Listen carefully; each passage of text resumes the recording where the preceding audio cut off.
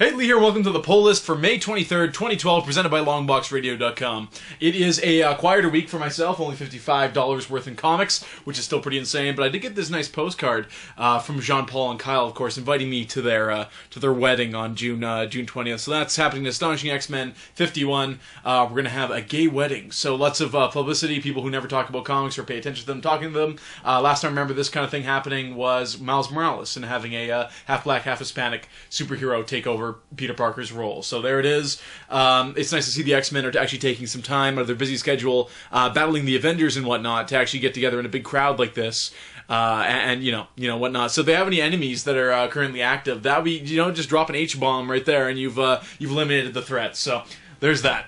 Anyways. Moving on from Dark Horse, I have a new book this week. This is number 1 of 3. It's called Resident Alien. And to my understanding, the synopsis that I read, we have an alien kind of living amongst society and whatnot. He's a doctor and he solves crimes and whatnot, so that appealed to me. Plus, with MIB coming out, I needed something alien-themed, I guess, right? So there's that one from Dark Horse. Going over to DC this week, we have All-Star Western number 9. Beautiful art, beautiful covers, great words to go along with that. Probably one of the winners of the New 52, as I mention every week. And this one's going to tie into the Night of the Owls, so we get to see how Jonah Hex and company actually somehow tie into this story that's taking place 100 years in the future. So Aquaman, number 9, we have from Jeff Johns, of course. Been a really fast-reading book, but good all the same. Great art from Ivan Reis and whatnot. Reis?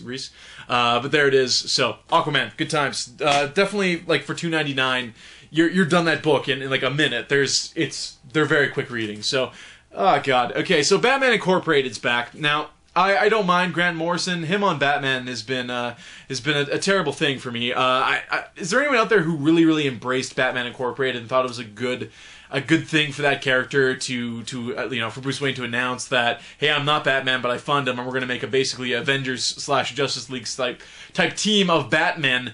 Some of the New 52 happened, and we were kind of, we're relieved that's not really going down. Some of those characters still exist, and they mention what happened in Batman Incorporated. For the most part, this book was gone. No!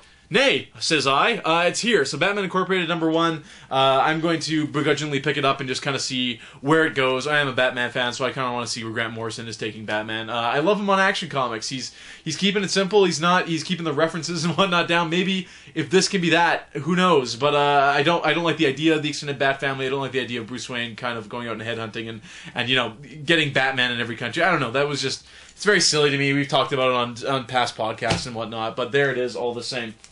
The Flash, I was actually going to completely drop this book just because it's going nowhere fast, and it's a beautiful, beautiful book. As far as art goes, for the New 52, Francis Manapul knocks it out of the park. This is probably one of the best books as far as the story goes. Compared to where Flash was before the New 52 happened, he was, kind of the central character of Flashpoint himself. So we have Gorilla Grodd, we have Flash, he's traveling through the time stream.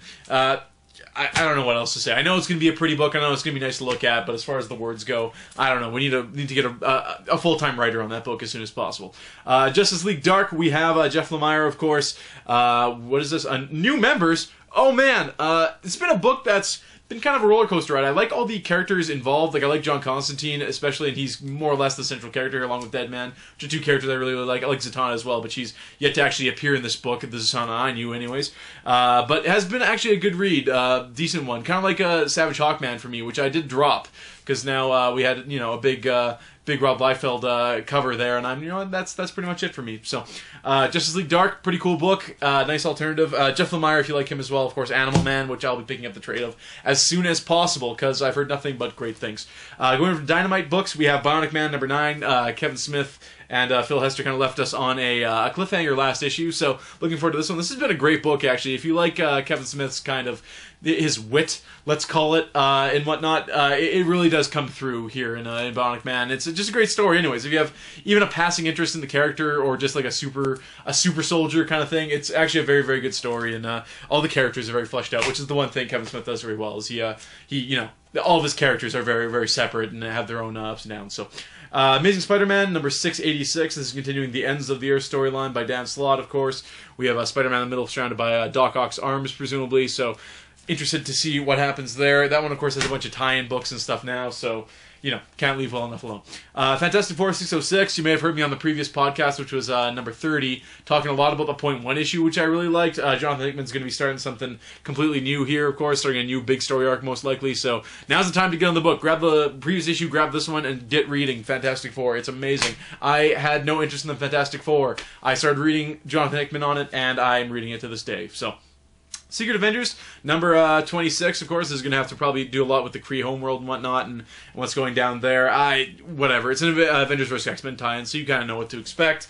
You know, and they just got Rick Remender on the book, and the 3 or 4 issues he did before Avengers vs. X-Men tie-ins were fantastic. I feel that's the way that book should have been since its introduction and whatnot. Ed Brubaker's issues weren't bad, but I don't know. And then to kind of do this, the same thing with Venom. You know, he got something really, really good going, and they kind of mixed it up with Circle of Four and just kind of drew you out of the book. So why do they keep doing that to that dude? They shouldn't. Should leave him alone.